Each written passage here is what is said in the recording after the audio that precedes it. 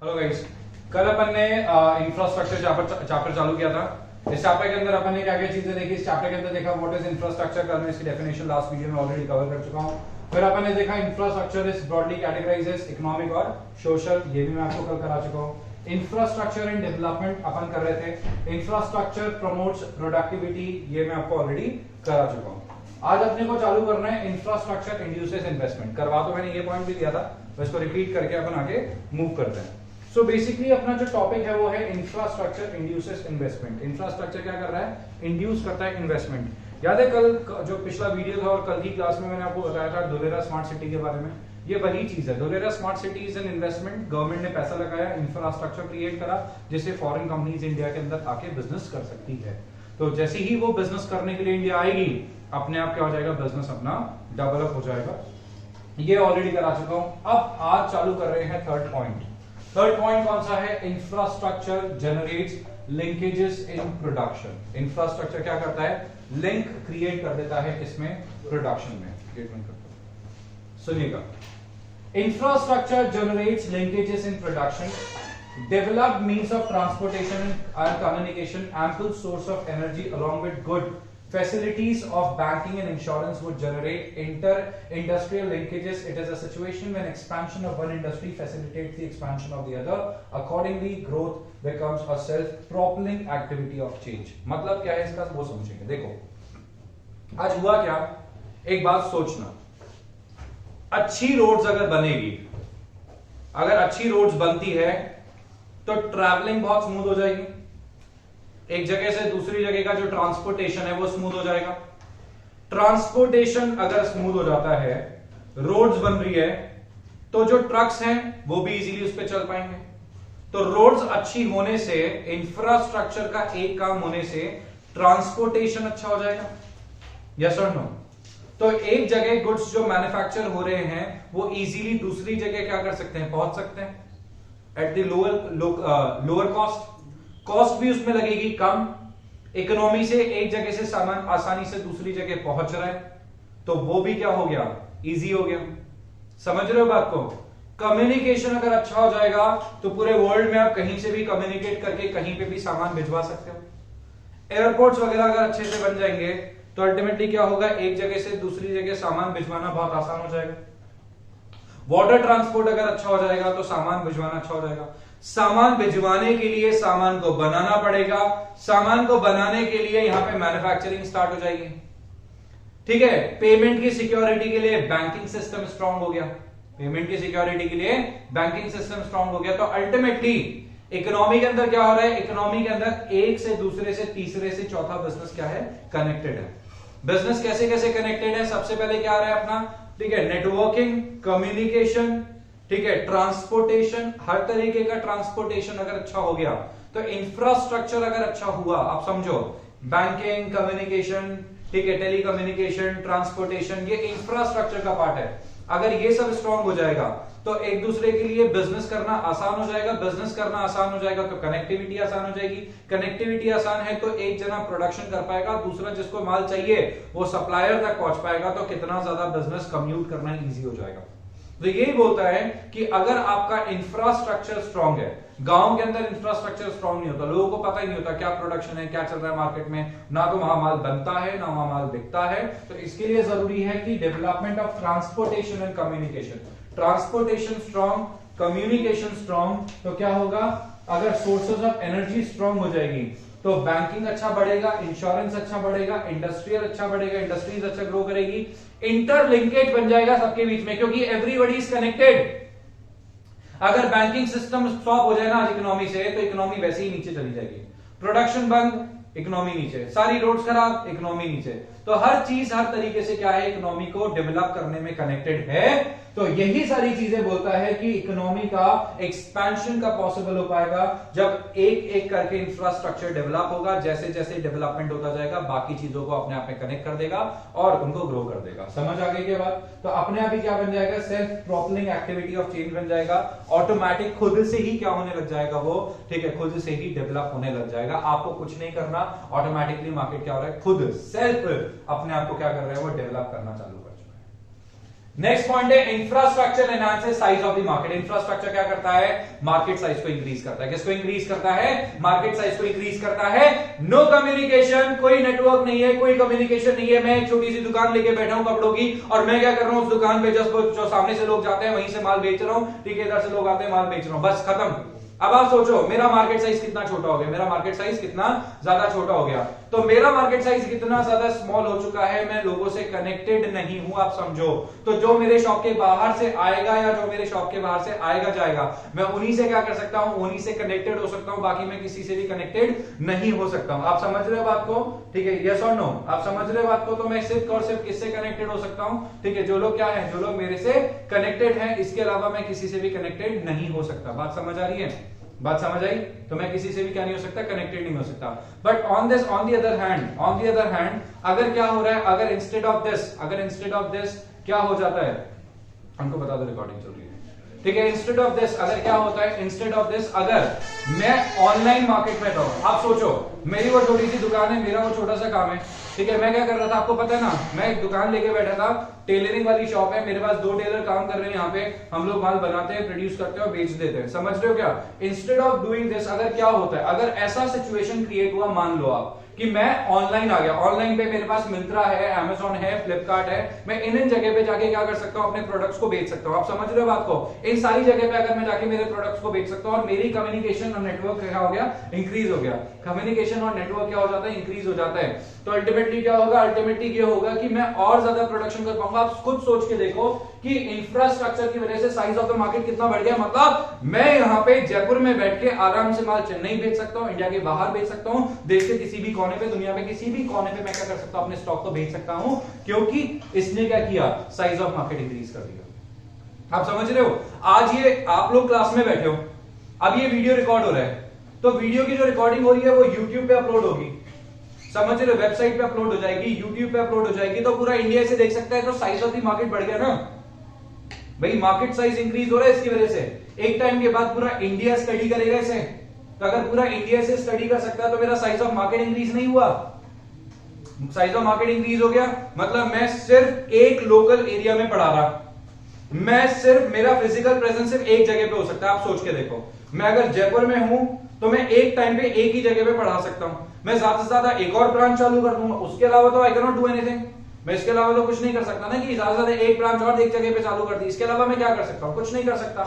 ठीक है, मैं फिजिकली एक जगह दूसरी जगह टाइम अलग अलग करके एक जगह दूसरी जगह जा सकता हूं। बट सोचो इस नेटवर्क और इंफ्रास्ट्रक्चर की वजह से, this is infrastructure what we are talking about right now. इस इंफ्रास्ट्रक्चर डेवलपमेंट की वजह से मैं एक जगह फिजिकली प्रेजेंट होके मैं कहीं पे भी अपने वर्क को क्या कर सकता हूं, एक्सपैंड कर सकता हूं। बोलो समझे कि नहीं? आई बात समझ में?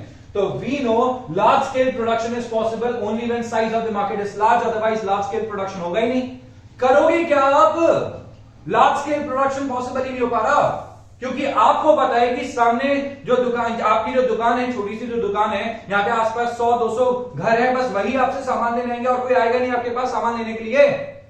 इंफ्रास्ट्रक्चर डेवलपमेंट हुआ, मार्केट साइज बढ़ा, एक्सपेंडिंग हुई मार्केट साइज की, तो अल्टीमेटली क्या है, कहीं से भी कोई से भी कुछ आपसे कोई परचेज कर सकता है, कोई ले जा सकता है। British producers products in India that a network of railways was developed under the Britishers. इन्होंने क्यों करा था? सोचो, ब्रिटिशर्स ने रेलवेज क्यों डेवलप करा था?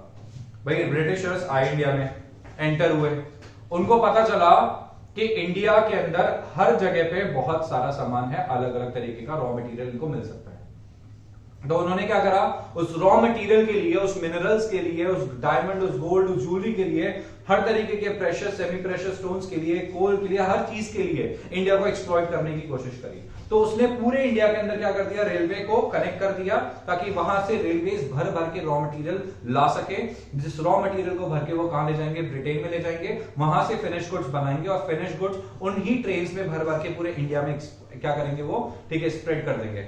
भाई हो क्या रहा है, ठीक है, इंडिया से क्या करते हैं, कॉटन ले जाते हैं, कॉटन के कपड़े बनाते हैं ब्रिटेन में, ब्रिटेन में बनती है इंडस्ट्री में, इंडस्ट्री में कॉटन के कपड़े बनते हैं, कपड़े बनते हैं, इंडिया के अंदर आते हैं और वो हम कपड़े खरीदते हैं। मतलब हमारे ही मटेरियल से हमने ही सामान खरीदा, हमने यहां से रॉ मटेरियल बेच दिया 2-4 रुपए किलो में, और वहां से बन के आ रहा है तो उसकी कीमत हो रही है 700-800 रुपए। तो अल्टीमेटली जो मेजर प्रॉफिट है कौन कमा रहा है, ब्रिटेन कमा रहा था। मतलब एक एग्जांपल दिया है, कितने में बिक रहा है वो छोड़ो, ठीक है, बट एक एग्जांपल दिया कि जो मोटा प्रॉफिट है, जो मेन जो प्रॉफिट टास्क है वो कमा रहे हैं, तो हमारे पास रॉ मटेरियल होते हुए भी हम उसे फुलफिल नहीं कर पा रहे। ऐसा ब्रिटेन ने किया था। ये क्या है? This is network connectivity, communication, transportation. तो ये क्या है? This is part of infrastructure. किसका पार्ट है ये? इंफ्रास्ट्रक्चर का पार्ट है, समझे? नेक्स्ट ये रखा है infrastructure enhances ability to work. Infrastructure क्या करता है? एबिलिटी टू वर्क को डेवलप करता है। Here we are referring to social infrastructure. यहां पे हम लोग जो है ना वो सोशल इंफ्रास्ट्रक्चर के बारे में बात कर रहे हैं। अब आप सोचो, इमेजिन करो एक सिचुएशन, आप हो वेल क्वालिफाइड, अच्छे खासे पढ़े लिखे, बहुत ज्यादा मार्केट की आपको नॉलेज है। विल यू वर्क और not work? Definitely you will work. Healthy mind, आप अच्छा खाना खा रहे हो, आपको अच्छा फूड मिल रहा है, कोई बीमारी होती है, बहुत अच्छे हॉस्पिटल से जाके आप अपना इलाज करा सकते हो। गवर्नमेंट ने क्या करा? गवर्नमेंट ने आपके लिए गार्डन्स वगैरह बना दिया, वहां पे आप रनिंग पे जा रहे हो, you are healthy by body और हेल्दी बाय माइंड। तो हेल्दी बॉडी, हेल्दी माइंड, क्या इंसान अच्छे से काम नहीं करेगा? एफिशिएंसी डबल हो जाती है।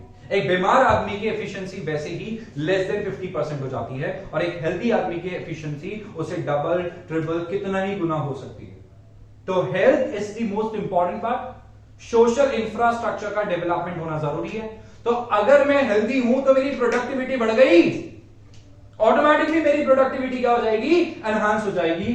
ठीक है, here we are referring to social infrastructure. It includes education, medical institution. These institution promote education, skills formation and health care. These are essential parameters to enhance the ability to work. ये आपकी ability to work को क्या करता है? Develop करता है। आप time पे उठ रहे हो, जिम जा रहे हो, रनिंग कर रहे हो, एक्सरसाइज कर रहे हो, योगा कर रहे हो, हेल्दी डाइट ले रहे हो, मेडिटेट कर रहे हो, काम कर रहे हो, तो आपकी काम में एफिशिएंसी कितनी ज्यादा होगी। यू आर वेल एजुकेटेड, आप अपनी नॉलेज को एनहांस कर रहे हो। टीवी चालू करते हो, उसमें सीएनबीसी वगैरह जैसे चैनल्स हो गए, न्यूज हो गई, इस तरीके की चीजों को आप देखते हो।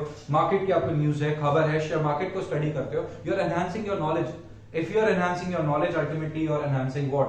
Enhancing your own productivity. मतलब मुझे अगर जितनी ज्यादा नॉलेज है मैं उतना ही अच्छे से काम कर सकता हूं, उतना ही अच्छा कमा सकता हूं। आप देखिएगा, and therefore a rise in productivity according to the growth process is accelerated. इससे क्या हो जाएगा? ग्रोथ प्रोसेस एक्सेलरेट हो जाएगा। क्या हो जाएगा? ग्रोथ प्रोसेस एक्सेलरेट हो जाएगा। आपको एक बात बताता हूं, मैं एग्जांपल देता हूं। जापान में क्या होता है, सुनना, जापान में क्या होता है, व्हाट जापानीज डू है, पता है जापान की जो लाइफ एक्सपेक्टेंसी है ना वो बहुत ज्यादा है, बहुत हाई है। जापान की जो लाइफ एक्सपेक्टेंसी है वो बहुत ज्यादा हाई है। जापान हो गया, चाइना हो गया, इन कंट्रीज की लाइफ एक्सपेक्टेंसी बहुत हाई है। यूएस के अंदर बहुत ज्यादा ओबेसिटी है। यूएस जैसी कंट्रीज के अंदर बहुत ज्यादा ओबेसिटी है। अब सुनो, एक एग्जांपल देके बताता हूं। यूएस सबसे ज्यादा जो अनहेल्दी लोग हैं वो यूएस के अंदर है।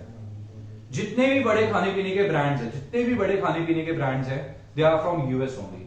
Burger King, McDonald's, Coca Cola, KFC, ठीक है, जितने भी बड़े ब्रांड्स की बात कर रहे हो, Starbucks, everything is from US only. US में क्यों थे? क्योंकि US people are very foodie. घर में उनके खाना बनता ही नहीं है। मम्मी भी बाहर खा रही है, पापा भी बाहर कर रहे हैं, सब लोग भी बाहर खाना खाते हैं। तो वहां पे ना वो पॉसिबिलिटीज हो नहीं पाती कि वो लोग क्या करें, घर का खाना खाएं।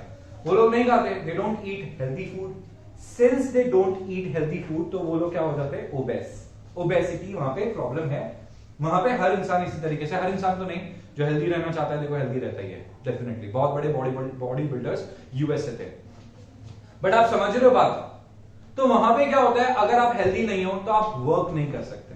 बट वहीं पे अपन जापान के लोगों की बात करें, चाइना के लोगों की बात करें, तो जापान में और चाइना में people are working for 12 to 13 hours minimum. 12, 13, 14 घंटे तो लोग मिनिमम काम करते हैं। These people are workaholic. और वो लोग हेल्दी भी रहते हैं। मेडिटेशन करना, योगा करना, जिमिंग करना, उनका लाइफस्टाइल ही ऐसा बना हुआ है कि वो लोग अपने आप को क्या करते हैं? हेल्दी रखने की कोशिश करते हैं। आप समझ रहे हो? जापान में, चाइना में एक ट्रेंड है। वो लोग पूरी फैमिली मिलकर डांस कर रही है, पूरी कॉलोनी मिलकर क्या कर रही है? ग्रुप इकट्ठा होकर डांस कर रही है। तो इस तरीके से they keep themselves very healthy. बात समझ आई? हेल्दी माइंड, हेल्दी बॉडी, तो अल्टीमेटली क्या होगा? ओवरऑल डेवलपमेंट, ग्रोथ आएगी। चाइना को और जापान को आप खुद ही देख सकते हो कितना जल्दी ग्रो कर रहे हैं और कितना जल्दी ग्रो करते जा रहे हैं, क्योंकि वहां के लोग एक्चुअली में हेल्दी है। समझ आई बात? आगे देखते हैं, इंफ्रास्ट्रक्चर फैसिलिटेट आउटसोर्सिंग। अब इंफ्रास्ट्रक्चर की वजह से काम का आउटसोर्सिंग पॉसिबल है। क्या है? आउटसोर्सिंग पॉसिबल है। अब एक एग्जांपल देता हूं, आप लोगों के पास एयरटेल की तरफ से फोन आता होगा, आप लोग के पास हो सकता है क्रेडिट कार्ड की कंपनी की तरफ से फोन आता हो, सर क्रेडिट कार्ड ले लो, सर ये अकाउंट वहां पे खुलवा लो, ये अकाउंट खुलवा लो, बैंक में अकाउंट खुलवा लो, ये नई स्कीम आई है एयरटेल की, ये कर लो, वो कर लो। आप हो सकता है आप लोगों ने कभी स्विगी जोमेटो से ऑर्डर करा तो कस्टमर केयर पे फोन कराओ, वो कस्टमर केयर जो सर्विस है ना, वो कभी भी स्विगी जोमेटो की खुद की ओन्ड नहीं होती है, एयरटेल इन सबकी खुद की ओन सर्विसेज नहीं होती। Actually this is called as BPO, business process outsourcing. Business process outsourcing is an activity जहां पे कंपनी अपने कोर बिजनेस एक्टिविटी पे फोकस करती है, और इस तरीके के जो काम होते हैं जिसमें कॉल करना है, कस्टमर को परेशान करना है, मतलब परेशान मतलब सर ये प्लान ले लो, वो प्लान ले लो, तो इन सब कामों के लिए उन्होंने क्या कर रखा है, उन्होंने बीपीओ को हायर कर रखा है कि भैया तू एक काम कर, तू मेरे से एनुअली पैसा ले ले और ये सारे काम तेरे को देखने, मुझे नहीं देखने, ये सारे काम तेरे को देखने, मुझे नहीं देखने। आप समझ रहे हो? जैसे टेली परफॉर्मेंस है, टेली परफॉर्मेंस के पास अमेजॉन का एक काम है कॉल सेंटर वाला, तो अमेजॉन का कॉल सेंटर वाला जो काम होता है, तो आप कस्टमर केयर पे फोन करते हो ना कभी भी, ठीक है यार मेरे प्रोडक्ट गलत डिलीवर हो गया, पैकेजिंग अच्छी नहीं थी, ये था वो था, तो सर इसमें कोई बात नहीं सर मैं आपको रिफंड कर देता हूं, जो रिफंड कर देता हूं ना, वो काम कौन करता है? वो एक्चुअली बीपीओस करता है। कंपनी बोलती है यार मुझे कोर बिजनेस एक्टिविटी पे फोकस करना है। अगर मैं सारा काम खुद करूंगा तो कोर बिजनेस एक्टिविटीज पे फोकस कैसे कर पाऊंगा? तो कंपनी बोलती है मुझे इसके लिए कोई इंटरनल डिपार्टमेंट बना के हेडेक नहीं लेना है, जो बंदा इस काम को ही जो काम ही है सिर्फ यही करता है, उसको एक काम दे देता हूं, पैसे वाले ज्यादा लगेंगे बट वो एक कोर कॉम्पिटेंसी दिखा पाएगा, टेंशन नहीं होगी, मुझे बार बार उसके काम को रिव्यू करने की जरूरत नहीं है क्योंकि उसका काम ये है। समझ आई बात? तो उसका काम ही यही है, जब वो काम ही यही करता है तो मैं उस काम को बार बार जाके वेरीफाई क्यों करूं? और वेरीफाई करने के लिए भी मुझे बहुत बड़ी टीम नहीं चाहिए, मेरे 2 लोग जाके उसको वेरीफाई कर सकते हैं, बस दैट्स इट। तो यानी कि मैं मेरे काम पे फोकस कर सकता हूं, मैं कोर कॉम्पिटेंसीज पे फोकस कर सकता हूं, जिसकी वजह से मुझे ज्यादा प्रॉफिट होगा। दिस इज हाउ लोग क्या करते हैं, अपने काम को इधर उधर बांट देते हैं। बहुत सारे ब्रांड्स हैं मार्केट में जो लोग खुद का एक प्रोडक्ट नहीं बनाते। पतंजलि सारे प्रोडक्ट खुद नहीं बनाती है, पतंजलि के कुछ प्रोडक्ट्स तो पतंजलि खुद मैन्युफैक्चर करती है, स्पेशली वो एलोवेरा वाले, और बाकी के बहुत सारे प्रोडक्ट्स हैं जो पतंजलि बनाती ही नहीं है खुद, उसके बाहर मैन्युफैक्चरर्स होते हैं, वो लोग बनाते हैं, बट वो नाम पतंजलि का यूज करता है, ब्रांड पतंजलि का ही होता है, पतंजलि उसे टेस्ट करता है, सही होता है, उसे अप्रूव करता है, वो ब्रांड उसके पास आ जाता है। पतंजलि के पास सारे प्रोडक्ट्स कैसे आ रहे हैं बताओ? कैसे हो सकता है? खुद बना ही नहीं सकते इतने सारे कोई प्रोडक्ट्स। तो कंपनी क्या करती है? सारे के सारे काम आउटसोर्स करती है। जैसे एप्पल है, एप्पल भी तो काम आउटसोर्स करके रखता है, एप्पल थोड़ी खुद सारे के सारे प्रोडक्ट्स खुद बनाता है। अपने आईफोन के अंदर सिर्फ और सिर्फ एप्पल का क्या होता है मैं बताता हूं, उसका सॉफ्टवेयर खुद का होता है, डिजाइन खुद का होता है, ठीक है, designed bye apple in California and made in China. Manufacturing China में हो रही है, ताइवान में हो रही है, इंडिया में हो रही है, अलग अलग कंट्रीज में इनकी क्या होती है? मैन्युफैक्चरिंग होती है, और फिर असेंबल कहां होता है? सीधे के सीधे चाइना में या ताइवान में। समझ रहे हो? अब ये होता क्या है, बेसिकली कंपनी अलग अलग जगह से जो बेस्ट मैन्युफैक्चरर्स हैं उनसे प्रोडक्ट बनवाती है, ठीक है, आते हैं वो असेंबल करते हैं, असेंबल करके आपके पास पैकेट करके पैकेजिंग करके फोन आपके पास आ जाता है। It's a very big business. अपने को तो पता ही नहीं रहता, अपने को लगता है कि डायरेक्ट कंपनी से बन गई, कंपनी बनाती ही नहीं है। वो बोलता है मेरा मेन काम क्या है? सॉफ्टवेयर पे फोकस करना, हार्डवेयर पे फोकस करने का तुम काम करो क्योंकि तुम इसमें मास्टर हो, तुम इसको बेस्ट बना सकते हो। स्क्रीन में बेस्ट नहीं बना सकता, तुम स्क्रीन को टच को बेस्ट बना सकते हो, तुम कैमरा बहुत अच्छा बना सकते हो, सोनी तो मेरे लिए कैमरा बना दो, तुम असेंबलिंग अच्छी कर लेते हो, तुम असेंबली करो, मैं बेस्ट किस में हूं? मैं टीम ही इसकी बनाऊंगा, दुनिया के बेस्ट सॉफ्टवेयर डेवलपर को रखूंगा ताकि वो बेस्ट से बेस्ट सॉफ्टवेयर बनाए, सो दैट हमारा सॉफ्टवेयर बहुत अलग हो और सबसे अलग हो। तुम लोग यूज करो एंड्रॉइड, मैं अलग एनवायरमेंट बनाऊंगा मेरा, तो मैं एक अलग सॉफ्टवेयर बनाता हूं जिससे सारे के सारे प्रोडक्ट्स मेरे कनेक्ट हो जाते हैं, और पूरी दुनिया को बोल देता हूं कि तू सुन मैकबुक बना, तू इसका पीसी बना, तू इसका ये बना, तू आईपैड बना, तू ये बना, तू वो बना, तू वो बना, सब दूसरों से करवा के और सेम सॉफ्टवेयर पे अपन क्या करते हैं? फोकस करते हैं, सो दैट ये सारा सॉफ्टवेयर मेरे इन सब पे एप्लीकेबल हो जाए। This is how this company is working. समझ आया?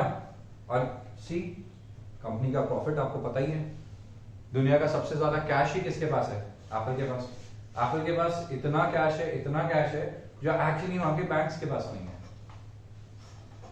गवर्नमेंट के पास नहीं है, उससे ज्यादा पैसा किसके पास है? एप्पल के पास। Apple is a $1 trillion company, $1 trillion company. देखिए इंफ्रास्ट्रक्चर इंड्यूसेस, नेक्स्ट है फैसिलिटेट्स आउटसोर्सिंग, मैंने ऑलरेडी करा दिया।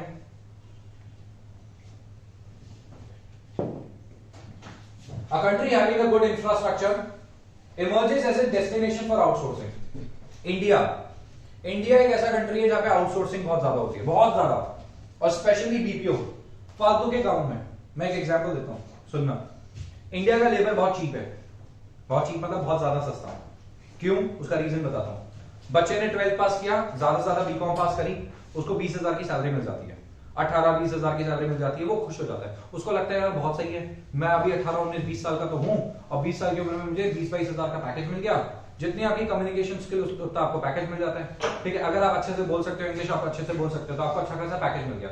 20-25,000 में आप खुश हो गए। बोले 20 साल का तो हूं मेरे खर्चे कितने होते हैं? 15-16,000 के मेरे खर्चे होते हैं, एक्स्ट्रा खर्चे और कर लेते तो भी 10,000 महीने का बचा लोगे। और इनिशियली जो एज होती है ना, इसके अंदर क्या होता है, जो पैसा हाथ में आ जाता है ना, तो अपने शौक लग जाता है। अब वो पता है होता क्या है, यहाँ पे आप ना जो चीजें सोचते हो ना कि मुझे अच्छी जगह से एमबीए करना है, एक अपना अच्छा करियर बिल्ड करना है, वो लोग सोचना बंद कर देते हैं। और इतना बड़ा पॉपुलेशन साइज है, तो हर कोई तो सारी की सारी चीजें कर नहीं सकता। पूरे इंडिया में चार्टर्ड अकाउंटेंट्स कितने हैं? 3.5 लाख। पूरे इंडिया में कंपनी सेक्रेटरीज कितने हैं? पूरे इंडिया में कंपनी सेक्रेटरीज कितने हैं? 45,000 कंपनी सेक्रेटरीज है सर। ठीक है, तो इतने कम लोग हैं पूरे इंडिया के अंदर। अब आप सोचो प्रोफेशनल्स इतने कम हैं, डॉक्टर्स इतने कम हैं, तो अल्टीमेटली सारे के सारे लोग को जॉब्स कम मिलेगी, तो उनको एक चीप लेबर अवेलेबल हो जाता है इंडिया के अंदर। अब जैसे एक एग्जांपल देता हूं मैं आपको, अगर मैंने बीपीओ ओपन करा यूएस के अंदर, तो यूएस में अगर मैं बीपीओ ओपन करता हूं, तो आप सोचो पेमेंट कितना जाएगा? पेमेंट जाएगा डॉलर्स में। मैं मिनिमम पेमेंट भी दूंगा तो $11 का मुझे मिनिमम आगे गवर्नमेंट के रूल्स के हिसाब से पेमेंट देना पड़ेगा। $11 फॉर एन आवर, 8 घंटे काम कराता हूं, तो 8 घंटे इंटू $11 होते हैं $88 पर डे मिनिमम। और अभी तो शायद वो रेट $15 हो चुकी है। चलो अपन तो $11 के हिसाब से अज्यूम करते हैं। $88 मिनिमम बता रहा हूं, minimum $88 per day multiplied by 25 दिन का काम होगा। चलो सैटरडे संडे ऑफ रहता है, तो 20 दिन का काम मान ले अपन, तो 88 इंटू 20 कितना होता है? 1720 1720 1760 सॉरी 1760। अब 1760 को एक काम करो, मल्टीप्लाई करना 75 रुपए से, कितना होता है? 1760 को 75 से मल्टीप्लाई करके बताइए एक बार फटाफट से।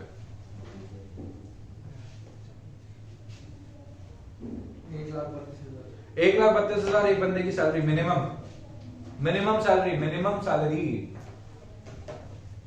किसी भी कंडीशन में इतना तो मिनिमम एक बंदे को देना पड़ेगा। इंस्टेड ऑफ दिस इंडिया में आइए, ठीक है, बोले बेटा तूने क्या करा है? 12th पास कर ली तूने, 12th पास के बाद तेरी जॉब लगाता हूं, सीधे 12th क्लास के बाद 8,000 की जॉब। बच्चा खुश, पागल हो रखा है, 8,000 कमा लो मैं तो। क्या करा बेटा? 12th ही तो पास करी है। अरे भाई साहब तू और पढ़ ले, तू और कुछ जिंदगी में बेटर कर लेगा। छोटे से लालच में तो फंस के रह जाएगा, जिंदगी में कुछ नहीं कर पाएगा। ऐसा होता है, और इसी तरीके से लोग यहाँ पे फंसते हैं।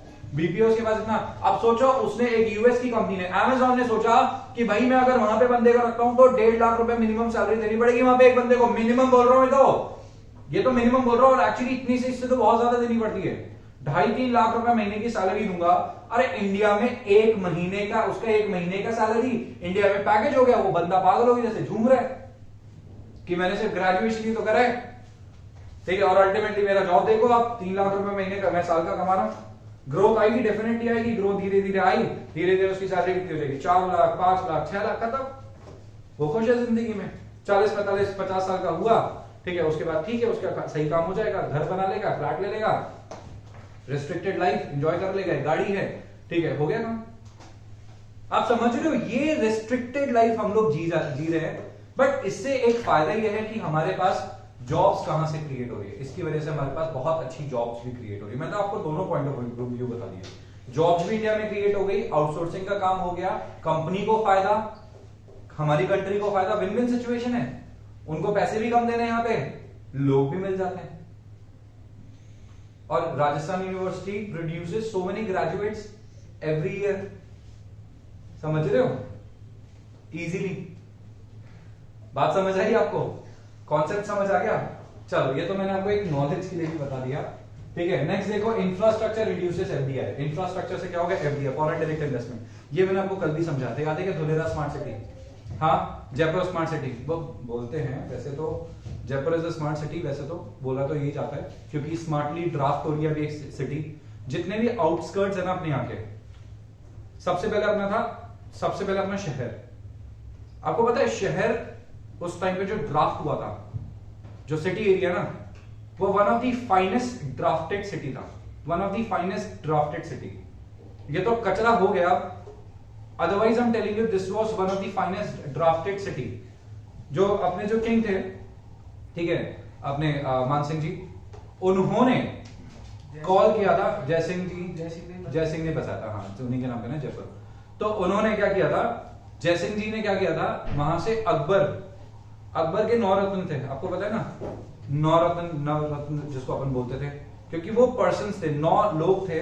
तो उसमें एक बहुत अच्छा आर्किटेक्ट था, मुझे नाम याद नहीं आ रहा उनका, उनको उन्होंने कॉल किया था यहाँ पे कि आप इनको भेजिए। फिर वो यहाँ पे आए और फिर उन्होंने यहाँ के एक सिटी ड्राफ्ट किया जयपुर के नाम से, ठीक है, फिर इसको अपन जयपुर बोलते हैं जिसको अपन अभी, ठीक है। तो फिर ये क्या हुआ, एक सिटी ड्राफ्ट किया 300 साल पहले करीब, ठीक है, और ये बन गया जयपुर। तो जयपुर वाज लाइक जस्ट 4 दीवारी जो है ना, पूरा क्लोज हो जाएगा, सेफ सिटी पूरा का पूरा, और अंदर ही अंदर हर गली से रास्ता निकल रहा है। इतना प्यारे तरीके से बनाया गया था कि एक भी गली कभी ब्लॉक नहीं होती थी, हर जगह से रास्ते कटते थे, हर जगह से रास्ते निकलते थे, ठीक है। इतने प्यारे ड्रेनेज सिस्टम बहुत अच्छा बनाया उन्होंने, सब कुछ बहुत अच्छा उस टाइम पे, मतलब 300 साल पहले, 350 साल पहले तो ऐसा ही बन सकता था ना, वो इतना बनाया कि आज भी वो टिका हुआ है। ओके, उसके बाद धीरे धीरे उन्होंने क्या किया, आउटस्कर्ट्स में आना चालू किया, धीरे धीरे और बाहर का एरिया जयपुर बढ़ने लगा, एक्सपैंड होने लगा। अभी जगतपुरा, अब आप देखो Jagatpura is one of the smart city, वो स्मार्ट एरिया बनता जा रहा है धीरे धीरे। जाके देखो कितनी बड़ी रोड्स बनाई हैं, आप समझ रहे हो। फिर आगरा रोड को डेवलप कर रहे हैं, अजमेर रोड को डेवलप कर रहे हैं, तो ये पूरा सब एरिया किसमें आ रहा है, जयपुर में आ रहा है। तो ये इन्होंने क्या किया, इंफ्रास्ट्रक्चर डेवलपमेंट चालू कर दिया, SEZ, special economic zones, IT parks, समझ रहे हो, ईओ, ठीक है, EOUs, exported units, 100% export oriented units, इन्होंने एरियाज डेवलप कर लिए ताकि लोग बाहर से आए, यहां के इन्वेस्ट करें, और ऐसा चालू हो चुका है। समझ आई बात, कॉन्सेप्ट समझ आ रहे हैं। Infrastructure like FDI is instrumental in the growth process in less developed countries like India, क्योंकि जब तक बाहर से पैसा नहीं आएगा तब तक इंडिया डेवलप नहीं हो सकता। हम लोग बाहर के लोगों को ही काम करके दे रहे हैं, भैया हमें पैसा लाके दे रहे हैं, और धीरे धीरे मैंने आपको समझाया भी था कि जैसे जैसे बाहर के लोग पैसा लाके देते हैं, हम लोग क्या करते हैं, फिर उसी से मैन्युफैक्चरिंग सीखते हैं, फिर खुद का ब्रांड लॉन्च कर देते हैं। ओके, इंडिया में domestic investment is very low since 1991, economic reforms जब आए थे। FDI has substantially scaled up in Indian economy thanks to the expanding infrastructure. जितना ज्यादा इंफ्रास्ट्रक्चर एक्सपैंड हो रहा है उतना ही ज्यादा एफडीआई क्या हो रहा है, फॉरेन डायरेक्ट इन्वेस्टमेंट इंडिया के अंदर आ रहा है। बोलो किसी को डाउट है इसमें? नहीं। थर्ड पॉइंट है दी state of infrastructure in India. आज जरा बात करते हैं स्टेट ऑफ इंफ्रास्ट्रक्चर के बारे में। स्टेट ऑफ इंफ्रास्ट्रक्चर किस पोजीशन में, देखना, एनर्जी की कंपोनेंट्स ऑफ इकोनॉमिक इंफ्रास्ट्रक्चर। सबसे इकोनॉमिक इंफ्रास्ट्रक्चर का इंपॉर्टेंट क्या है, इंपॉर्टेंट पार्ट क्या है, एनर्जी। की component of economic infrastructure, energy is the most important component of economic infrastructure. It is the lifeline of production activity across all sectors of the economy. सोचो energy नहीं होगा तो सब खत्म, एनर्जी नहीं तो सब खत्म। नो एनर्जी, एनर्जी मतलब क्या, एनर्जी मतलब लाइट, एनर्जी नहीं, लाइट नहीं तो सब खत्म हो गया, पूरी इकोनॉमी खत्म हो जाएगी अगर लाइट नहीं होगी तो। यही होगा, सारे काम बंद, no lights, no telecommunication, telecommunication खत्म, नेटवर्किंग खत्म, इंटरनेट खत्म, बात कैसे करोगे, चिट्ठियां लिख के, चिट्ठियां लिख के बात हो पाएगी फिर, भाई है ही नहीं, मोबाइल चार्ज नहीं होगा, मोबाइल खत्म, लैंडलाइन से कैसे कॉल करोगे जब तक वो नहीं होगा, इलेक्ट्रिसिटी वगैरह नहीं होगी, या तो वो पुराने वाले टाइम में जाओ, ठीक है। अब आप सोचो कितना ज्यादा ये क्या करेगा, बिजनेस को अफेक्ट कर देगा। तो ये बोलता है energy is the key component of economic infrastructure. Energy is the most important component of economic infrastructure. It is the lifeline of production activity across all sectors of the economy. In the primary sector energy is a critical input to operate tubewells as well as tractors. In secondary तो देखो energy क्या चाहिए अपने को, tube wells और ये सब चलाने के लिए चाहिए। सेकेंडरी सोर्स में क्या है, मशीन्स ऑपरेट करने के लिए चाहिए, और टर्शियरी सेक्टर में क्या है, कंप्यूटर्स वगैरह ऑपरेट करने के लिए चाहिए। तो अदरवाइज क्या हो सकता है, काम ही खत्म हो जाएगा। नेक्स्ट आता है हेल्थ की कंपोनेंट, सोशल इंफ्रास्ट्रक्चर बाद में डिस्कस करते हैं।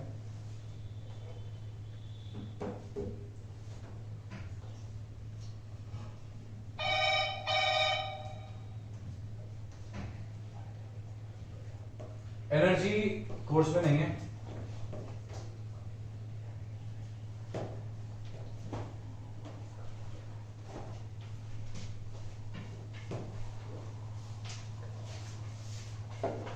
बात करते हैं अपन हेल्थ के बारे में। किसके बारे में बात कर रहे हैं?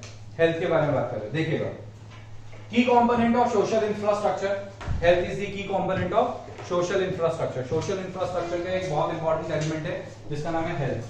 Health means a sound physical and mental state of the individual. Health का मतलब क्या है? साउंड, ठीक है, physical and mental state of the individual. Physical और मेंटल स्टेट, साउंड फिजिकल और मेंटल स्टेट को क्या कहते हैं अपन? हेल्थ कहते हैं। मतलब हेल्दी होना चाहिए, healthy mind and healthy body, दोनों ही चीजें क्या होनी चाहिए? हेल्दी होनी चाहिए। दोनों ही चीजें क्या होनी चाहिए? हेल्दी होनी चाहिए। अगर आपने अच्छे से पढ़ाई करी है, आप अच्छी न्यूज देखते हो, तो आपका माइंड क्या रहेगा? हेल्दी रहेगा। आपका माइंड क्या रहेगा?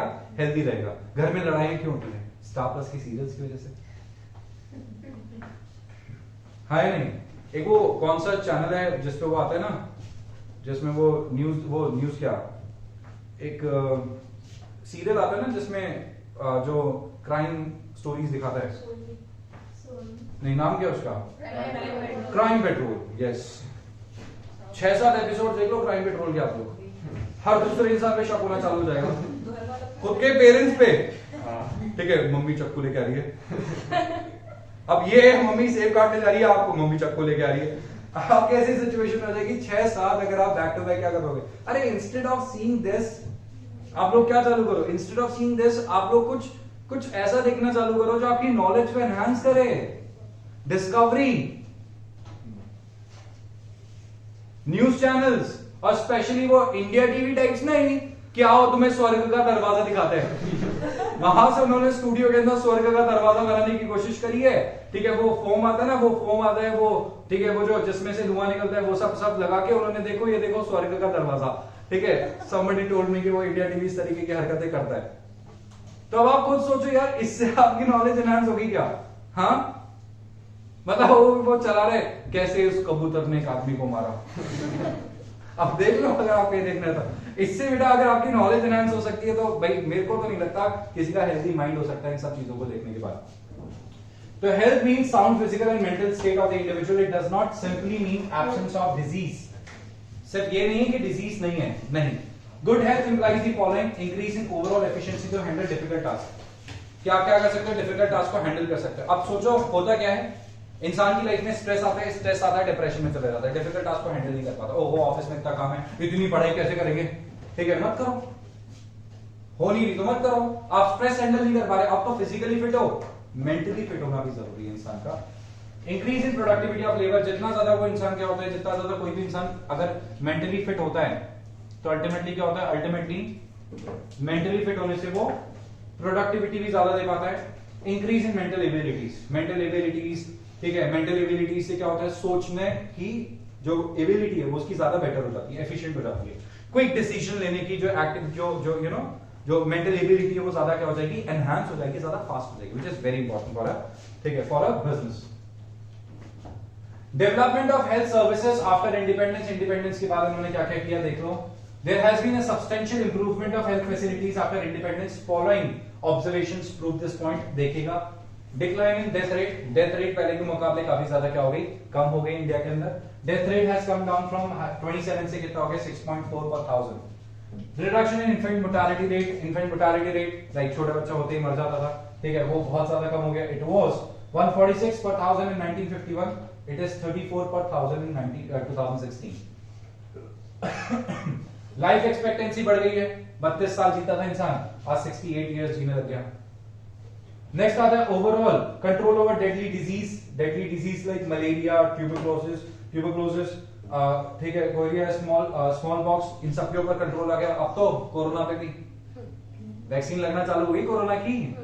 आप सोचो इन सब डिजीज की वैक्सीनेशन ढूंढने में इन्होंने 10-10, 15-15, 20-20, 25-25 साल लगा दिए, और कोरोना को 1 साल में इन्होंने बीट कर दिया। देख रहे हो क्या? Decline in under 5 mortality rate, under 5 में भी बहुत ज्यादा बच्चे मर जाते थे। पहले क्या होता था पता है, पहले ना अगर आप दादी दादा से पूछो ना या परदादी से पूछो कि पहले इतने बच्चे क्यों होते थे, तो उनका आंसर पता ही होता था कि यार पहले 10 बच्चे भी होते थे ना, 2-4 तो मरेंगे मरेंगे, ये तो फिक्स था। पहले इतने ज्यादा बच्चे सर्वाइव, हाँ बहुत ज्यादा होता था, कोई सी बीमारी लगी बच्चा कहीं मर जाता था, समझ रहे हो। अंडर 5 बहुत ज्यादा बच्चे मरते थे पहले। तो उस कंडीशन में क्या होता है, ऐसा होता था कि 5 साल से बड़ा हो गया अब सर्वाइव कर जाएगा, 5 साल तक कोई भी बीमारी लगी, क्योंकि थे ही नहीं वहां पे इतने हॉस्पिटल्स नहीं हुआ करते थे, ठीक है, बहुत ज्यादा बीमारी होती थी, तो वो वैसे ही बच्चा मर जाता था, उनके पास रिसोर्सेस नहीं होते थे, तो इसलिए उनके पास वो सोचते थे कि ज्यादा बच्चे रखते थे। तो इस कंडीशन में क्या है, पॉपुलेशन साइज एकदम से बहुत ज्यादा जंप करा था, क्योंकि लोगों को लगता था कि बच्चे मर जाएंगे। अभी सिचुएशन बदल गई, अभी सबको पता है, ठीक है, कि ऐसा नहीं होता है, तो इसीलिए लोग अवेयर हो गए हैं। और एजुकेशन हेल्थ बहुत ज्यादा इंपॉर्टेंट है, सबको पता है, तो एजुकेशन के बाद लोग अवेयर हो गए इन चीजों को लेके, इसीलिए पॉपुलेशन कंट्रोल करना चालू कर दिया है, और गवर्नमेंट भी इन चीजों को लेके क्या हो गई, काफी ज्यादा अवेयर हो गई है। Health care system in India, अब हेल्थ केयर सिस्टम को जानने की कोशिश करते हैं। Tier 1 includes PHC, that is primary health centers, CHC, that is community health centers and sub centers। तो ये जो होते हैं ना छोटे क्लिनिक्स, हॉस्पिटल्स, इन सब के बारे में बात करें। These are like small hospitals set up mostly in small towns and rural areas, managed by a single doctor, ठीक है, या फिर ANM, that is auxiliary nursing, ठीक है, midwife, ठीक है, जो या तो उसकी वाइफ ही काम कर रही है उसके साथ में, या फिर कोई नर्स है, ठीक है, वो काम कर रहे हैं। These centers focus on educating people on issues relating to healthcare and provide immunization facilities against the infectious diseases। इनके पास क्या होता है, ज्यादा काम होता नहीं है, ठीक है, इम्यूनिटी प्रोवाइड करते हैं। अगर इनके पास भी बड़ी बीमारियां रहती है तो पता है क्या करते हैं, लोग रेफर कर देते हैं कि आप शहर ले जाओ, हमसे तो नहीं हो पाएगा, छोटी मोटी बीमारियों को वहीं पे इलाज कर देते हैं। Preliminary treatment offered to patients within the manageable limit, तो जितना लिमिट है इनके हाथ में उतना ही मैनेज कर पाते हैं। आप सोचो, एग्जाम्पल देता हूँ, आप कभी भी किसी भी बड़े हॉस्पिटल में जाके देखना, वहां पे पता है जो सेम सिटी के लोग होते हैं वो तो बहुत कम होते हैं, ठीक है। जस्ट गो टू EHCC, नीचे जाके पता करना, आपको पता लगेगा 50% जो लोग हैं वो आउट ऑफ स्टेट है, आउट ऑफ सिटी है स्पेशली। अगर आप SMS जाके देखना, 80% 90% लोग जयपुर के बाहर के, गांव वाले, बोलेरो खड़ी दिख जाएगी, बस समझ जाना गांव वाले हैं, भर भर के लोग आएंगे सीधे। यही होता है exactly, this is what is happening in the economy, क्योंकि वहां पे अच्छे हॉस्पिटल्स नहीं है, वहां पे Tier 1 ही काम कर रहा है, Tier 2 वहां पे नहीं पहुंच पाया। और Tier 2 देखिए include secondary health care institutions. These institutions are upgraded compared to PHC and have facilities for surgery, ECG, X-rays. They are located in towns and district headquarters। अब आप छोटे हॉस्पिटल्स को देख लो, इसके लिए आप क्या कर लो, छोटे हॉस्पिटल को इमेजिन कर लो। किसको इमेजिन कर लो, छोटे हॉस्पिटल को इमेजिन कर लो। छोटे हॉस्पिटल लाइक जैसे अपने इधर गिया हॉस्पिटल है, आप उसको इमेजिन कर सकते हो सिचुएशन में। और तीसरा आता है Tier 3 includes tertiary health care centres. क्या आते हैं, tertiary health care centres. Tertiary health care centres में क्या आते हैं, these are like high end and fully equipped medical centres offering specialised medical facilities. बड़े हॉस्पिटल्स लाइक EHCC, समझ रहे हो, या जैसे अपना SMS हो गया, महात्मा गांधी, पूरा अपने अपनी यूनिवर्सिटी कॉलेजेस लेके बैठे हैं।